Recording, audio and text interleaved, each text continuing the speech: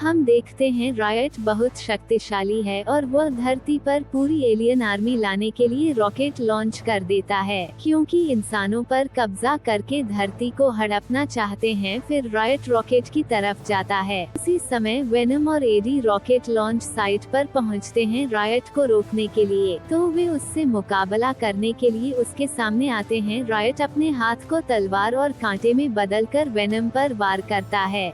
Venom मुश्किल से बचते हुए जोरदार मुक्का मारता है, जिससे रायट पीछे फेंका जाता है। रायट को गुस्सा आता, फिर वह वेनम पर हमला करता है। वेनम अपने शरीर को शील्ड और भाले में बदलकर रायट को रोकने की कोशिश करता है, लेकिन हर बार के साथ रायट और ताकतवर होता जाता है। वो वेनम को हवा में उछाल देता है और जमीन में पटकता है।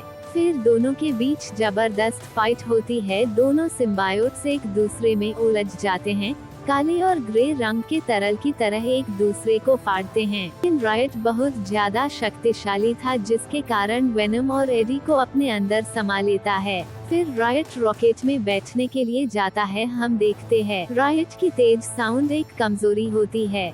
जो एडी की गर्लफ्रेंड थी वह भी रॉकेट साइट पर होती है और एडी की मदद करती है। तेज साउंड के कारण से वेनम और एडी रायट के शरीर से बाहर निकल जाते हैं, लेकिन रायट बहुत ज्यादा शक्तिशाली था, जिसके कारण एडी को मार देता है। रायट फिर से रॉकेट पर चढ़ता है, वह रॉकेट में बैठ जाता है, लेकिन एडी का दोस्त वेनम अभी जिंदा था, वह मर नहीं सकता था। फिर वेनम एडी के शरीर में जाता है, जो एडी के शरीर में ब्लेड थी उसे निकालता है। फिर उसे लेकर रायट को रोकने के लिए रॉकेट पर छलांग लगाता है।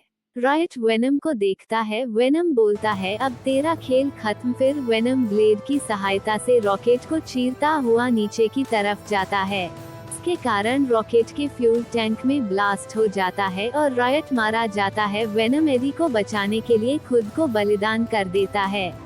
फिर एडी समुद्र में गिरता है और एडी बच जाता है। वेनम बचता है या नहीं, कहानी में ट्विस्ट है। चैनल को लाइक करो, सब्सक्राइब करो, शेयर करो और कमेंट करो।